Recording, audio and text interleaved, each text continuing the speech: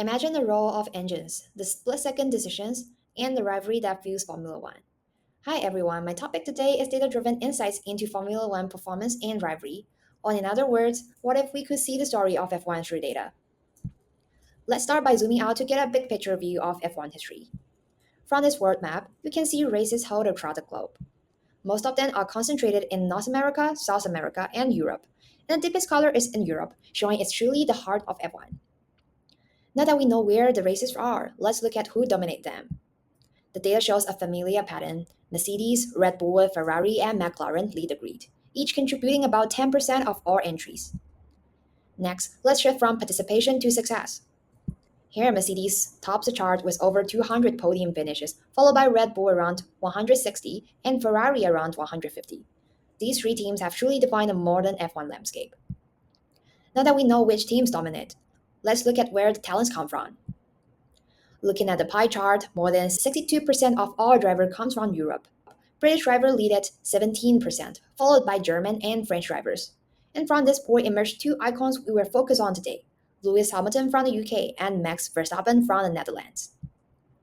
Though the next question naturally becomes among all these drivers, who win the most? The top three are Lewis Hamilton, Max Verstappen, and Valtteri Bottas. But the real duel is between the first two. Compared to Hamilton, Verstappen trails about 20 wins, while Bottas lags 4 behind by 71. So let's zoom in on the Hamilton-Verstappen rivalry. Here where the story begins. In 2015, when Verstappen first entered Formula One, that year Hamilton dominated with 10 wins, while Verstappen had none.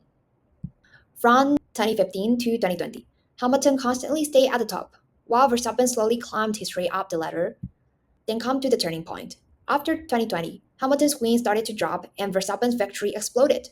He quickly became the dominant force of the new era. This stack area chart clearly divides the timeline. Before 2020 was the Hamilton era, and after 2020 belongs to Verstappen. Now that we've seen their long-term rivalry, let's zoom into one specific race, a perfect snapshot of their constructing style, the 2020 Brazil Sao Paulo Grand Prix. Here is a dynamic chart showing each driver's position lap by lap, which colored highlights for Verstappen and Hamilton. Verstappen started from P17 and Hamilton from P14. Through 69 laps, Verstappen steadily climbed from 17 to 1, while Hamilton's rank fluctuated, rising and falling, eventually finishing near P10. Let's look at one key factor behind this difference. Each dot here represents a driver's pit stop. Hamilton made two stops at lap 27 and lap 32, lasting 25 seconds and 1,428 seconds.